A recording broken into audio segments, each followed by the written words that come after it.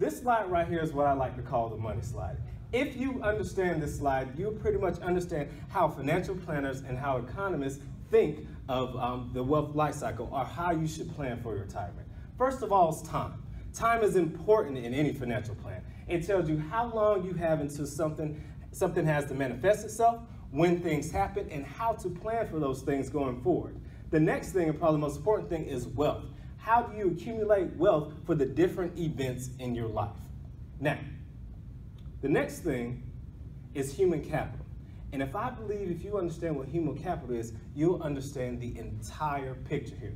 Human capital basically says, how much value do you have in work going forward? So over time, as you can see on this graph, as we move throughout time, as you get older, you have less human capital in your system.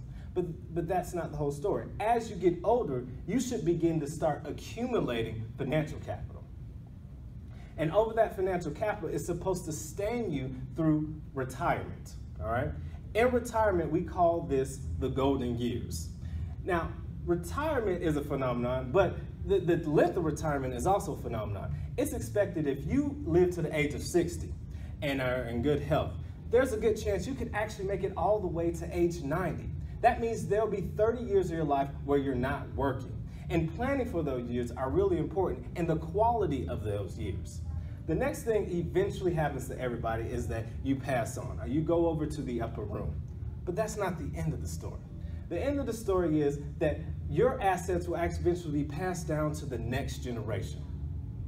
And that's what we call generational wealth.